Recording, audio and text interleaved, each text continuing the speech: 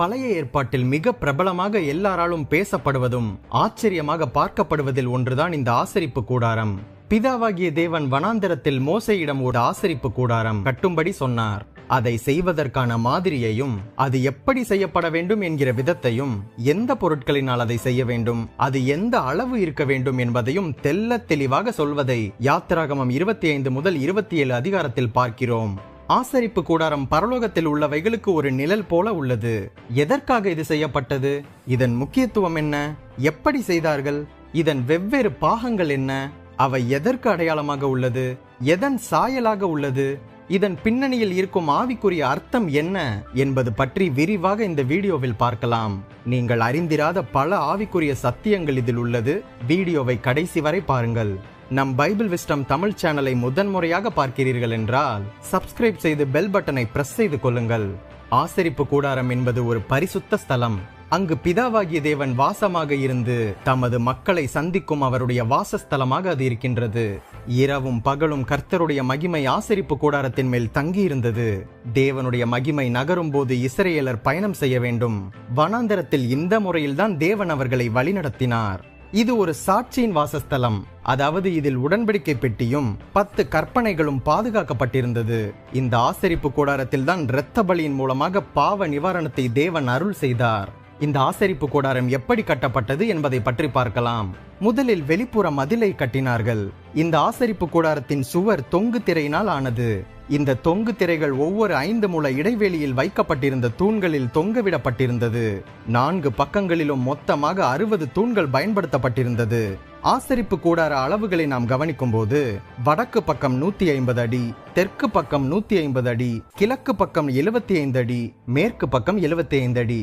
இது ஒரு தனிநபர் வெளியில் இருந்து எவ்வளவு எட்டி பார்த்தாலும் காண முடியாத அளவு உயரமாக இருந்தது. இவற்றின் உள்பகுதி பிரகாரம் என்று அழைக்கப்பட்டது. ஆசரிப்பு கூடாரத்தின் வாசல் அதன் கிழக்கு பக்கத்தில் மாத்திரமே இருந்தது. இது 30 அடி. இளநீல நூல் மற்றும் இரத்தாம்பர நூலாலும் சிவப்பு நூலாலும் மெல்லிய பஞ்சு நூலாலும் சித்திர தையல் வேலைப்பாடுகளாக செய்யப்பட்டிருந்தது. இதுதான் ஆசரிப்பு கூடாரத்தின் வெளிப்புற விபரங்கள். இதன் ஆவிக்குரிய அர்த்தம் என்னவென்றால், இவை அனைத்தும் பரலோகத்தில் உள்ளவைகளுக்கு நிழலாக இருக்கின்றது. ஆசரிப்பு கூடாரத்தின் உயரமான மதில் அவநம்பிக்கைக்கு அடையாளமாக இருக்கின்றது. இவ்வுலகம் பாளையத்தின் நிலையாகிய அவிசுவாசமும் தேவனுடைய காரியங்களுக்கு குருடாக்கப்பட்ட நிலையிலும் உள்ளது. ஆசரிப்பு கூடாரத்தில் பிரவேசிக்க வேண்டும் என்றால் கிழக்கு பக்கத்தில் உள்ள வாசலுக்கு வர வேண்டும் அல்லவா? இந்த வாசல் எதை குறிக்கின்றது?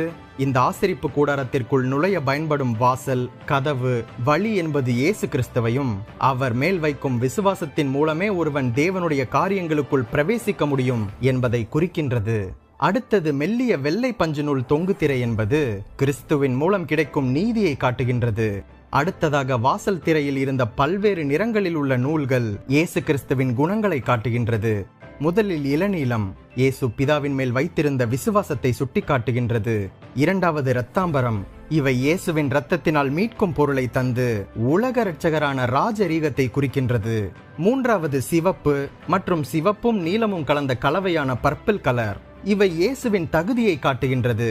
அதாவது அவர் ராஜாதி ராஜாவாக இருப்பதை இது காட்டுகின்றது. சரி வாங்க, இப்போது ஆசரிப்பு கூடாரத்திற்கு வாசல் வழியாக உள்ளே போலாம். உள்ளே போனதும் இருப்பது வெண்கல பலிபீடம்.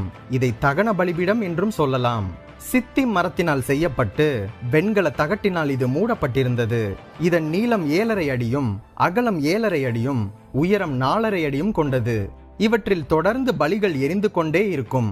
இந்த பலிபீடம் எதற்கு அடையாளம் என்றால், என்றென்றைக்கும் மாற்ற முடியாத இயேசுவின் பலியை இது காண்பிக்கின்றது. அதாவது இயேசு கிறிஸ்து தம்முடைய ஜீவனை இந்த உலகத்தின் ரட்சிப்புக்காக சிலுவையில் மரித்ததை இது காண்பிக்கின்றது. இந்த வெண்கல பலிபீடத்தை கடந்து ஆசரிப்பு கூடாரத்திற்குள்ளாக முன்னேறி செல்லும் போது அடுத்ததாக நம் கண்ணில் படுவது தண்ணீர் தொட்டி. இந்த தண்ணீர் தொட்டியானது வெண்கல பலிபீடத்திற்கும் ஆசரிப்பு கூடாரத்தின் உட்பகுதிக்கும் இடையே பிரகாரம் என்று அழைக்கப்படும் இடத்தில் அமைந்துள்ளது. இது வெண்கலத்தால் செய்யப்பட்டது. இதில் உள்ள தண்ணீரினால் ஆசாரியர் மற்றும் லேவியர் தங்களுடைய கை கால்களை சுத்தம் செய்வது ஒரு வழக்கம். இதை செய்ய தவறினால் சாவது நிச்சயம். சரி, இதன் அர்த்தம் என்ன? இது எதை உணர்த்துகின்றது? இந்த வெண்கல தொட்டி வேதாகமத்திற்கும் தண்ணீர் தேவனுடைய வசனத்திற்கும் அடையாளமாக உள்ளது. முதலில் அடிப்படை சத்தியத்தில் வசனத்தை பெற்றுக்கொண்டு அதை அறிந்து புரிந்து கொள்ளுதல் நமக்கு அவசியமாக இருக்கின்றது. இவ்வாறு வசனத்தினால் நம் இருதயத்தை நிரப்பும் போது நம்மில் உள்ள பாவங்கள் நம்மை விட்டு விலகுகிறது. லேவியர்கள் பிரகாரம் வரை மட்டுமே அனுமதிக்கப்பட்டார்கள் என்பது குறிப்பிடத்தக்கது. சரி, அடுத்தது ஆசரிப்பு கூடாரத்தின் முக்கியமான பகுதியை பார்க்கலாம். அதுதான் பரிசுத்த ஸ்தலம். இந்த பரிசுத்த ஸ்தலத்திற்குள் செல்ல வேண்டும் என்றால் முதலாம் திரையை கடந்துதான் செல்ல வேண்டும். இது பரிசுத்த ஸ்தலத்துக்கான நுழைவாசலாகும். ஆசரிப்பு கூடாரத்தின் வாசலை போலவே இந்த திரையும் நீலம், சிவப்பு, இரத்தாம்பரம் ஆகிய நிறங்களில் சித்திர தையல் வேலை செய்யப்பட்டிருந்தது. தெரிந்து கொள்ளப்பட்ட ஆசாரியன் மட்டுமே இதற்குள் செல்ல முடியும். இதன் அர்த்தம் என்னவென்றால், கிறிஸ்தவர்கள் என்று சொல்லுபவர்கள் எல்லாம் உள்ளே போக முடியாது. உண்மையாக இயேசுவை விசுவாசித்து கடைசி வரை அவரில் நிலைத்திருக்கும் தெரிந்து கொள்ளப்பட்ட ஆசாரிய கூட்டமாக இருப்பவர்களே அதற்குள் செல்ல முடியும். இதற்குள் நுழைந்தவுடன் நம் கண்ணில் படுவது வலது புறத்தின் வடக்கு பகுதியில் உள்ள சமூகத்து அப்பம் உள்ள மேஜைகள்தான். இது சித்தி மரத்தினால் செய்யப்பட்டு பொன் தகட்டால் மூடப்பட்ட மேஜையாகும். இதன் மீது 12 புளிப்பில்லாத அப்பங்கள் 6 ஒரு பக்கமும் மற்றொரு பக்கத்தில் 6மாக அடுக்கப்பட்டிருக்கும். இவை பரிசுத்தமான புளிப்பில்லாத அப்பங்கள். இவற்றை 7 நாட்களுக்கு ஒரு முறை மாற்ற வேண்டும். இவைகளின் விளக்கம் என்ன? இந்த அப்பம் தேவனுடைய வார்த்தையாகிய வேதாகமத்திற்கு அடையாளமாகும். தேவனுடைய வார்த்தையே ஆவிக்குரிய ஆகாரம்.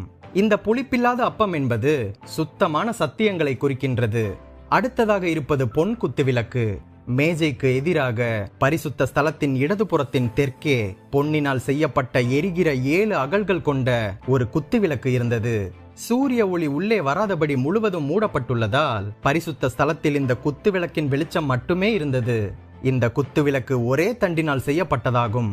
இந்த தண்டில் வலதுபுறம் 3 கிளைகளாகவும் இடதுபுறம் 3 கிளைகளாகவும் தண்டின் மேல் பகுதியில் ஒன்றுமாக மொத்தம் 7 அகல்கள் என்ற முறையில் இந்த குத்துவிளக்கு வடிவமைக்கப்பட்டிருந்தது.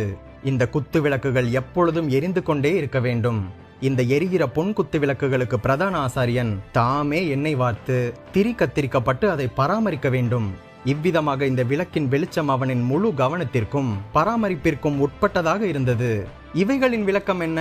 பரிசுத்த ஸ்தலத்தில் இருக்கிற இந்த பொன் குத்து விளக்கு பரிசுத்தமான நிலையில், அர்ப்பணிக்கப்பட்ட நிலையில், இயேசுவை பின்பற்றுகிறவர்களாக தெரிந்து கொள்ளப்பட்ட நிலையில் இருக்கும் ஒரு கிறிஸ்தவனுக்கு விசேஷமானதாக இருப்பதை அப்போஸ்தலனாகிய பேதுரு கூறுகின்றார். அதுபோக இந்த அகல்களில் உள்ள எண்ணெயானது பரிசுத்த ஆவியை குறிக்கின்றது. அதில் இருந்து வருகிற வெளிச்சமானது பரிசுத்த ஆவியின் மூலம் பெறப்படும் சத்திய வெளிச்சத்தை குறிக்கின்றது. பிரதான ஆசாரியன் இந்த பொன் குத்து விளக்கை பராமரிப்பது நம் கர்த்தராகிய இயேசு பிரதான ஆசாரியராகவும் சபைக்கு தலைவராக இருந்து சபையை பாதுகாத்து பராமரிப்பதையும் சத்திய வெளிச்சமாகிய பரிசுத்த ஆவியை நமக்குள் தந்து நம்மை வழிநடத்தி கண்காணிப்பதையும் குறிக்கின்றது. இந்த பரிசுத்த ஸ்தலத்தை தாண்டி மகா பரிசுத்த ஸ்தலத்திற்கு போவதற்கு முன்பாக அதன் வாசலுக்கு முன்பாக ஒரு சிறிய தூபபீடம் இருக்கும்.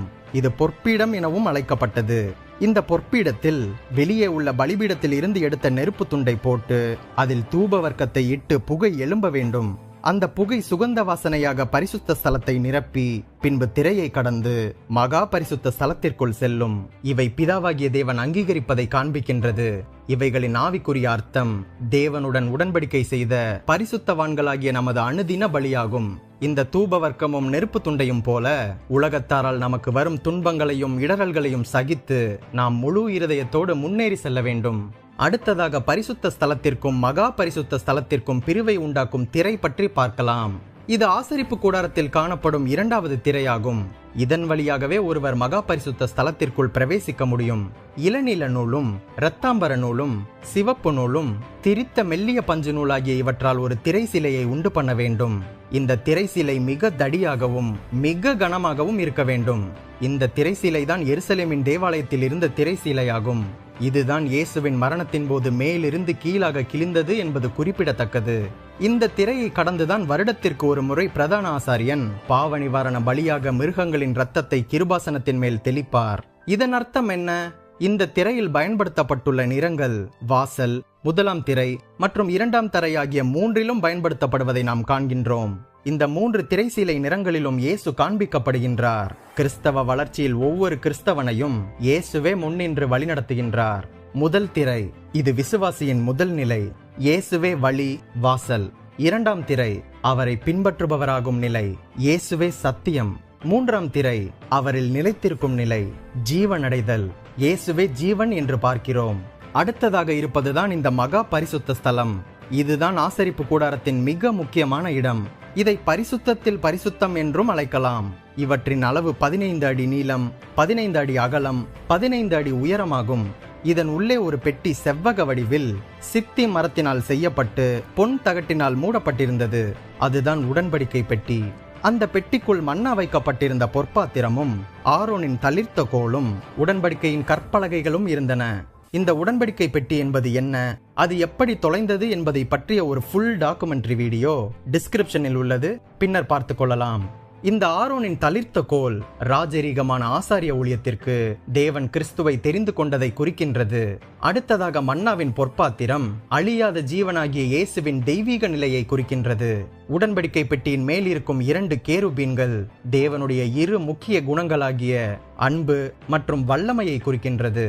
இந்த 2ம் கிருபாசனத்தை நோக்கி இருப்பதும் பறப்பதற்கு ஆயத்தமாக இருப்பதும் கிறிஸ்துவின் பலியின் மூலம் பாவ நிவாரண திட்டம் நிறைவேறும் வரைக்கும் தேவனுடைய அன்பு மற்றும் வல்லமை வெளிப்பட காத்திருப்பதை குறிக்கின்றது. இறுதியாக ஷெக்கின்னா மகிமையானது பரலோக பிதாவின் தெய்வீக பிரசன்னத்திற்கு அடையாளமாக இருக்கின்றது.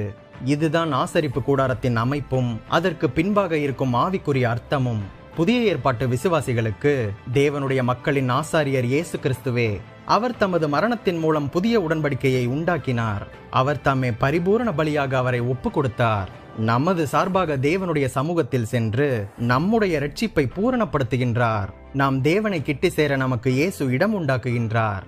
ஆசரிப்பு கூடாரம் பற்றிய டாக்குமெண்ட்ரி வீடியோ இதோடு முடிந்தது. நம் பைபிள் விஸ்டம் தமிழ் சேனலுக்கு உங்களால் முடிந்த உதவியை செய்யுங்கள். இந்த வீடியோவையும் நமது சேனலையும் உங்கள் கிறிஸ்தவ நண்பர்களுக்கு அறிமுகம் செய்யுங்கள். மேலும் பல வேதாகம தகவல்களையும் சத்தியத்தையும் அறிய நம் சேனல் பிளேலிஸ்ட் பக்கத்திற்கு சென்று மற்ற வீடியோக்களையும் பாருங்கள்.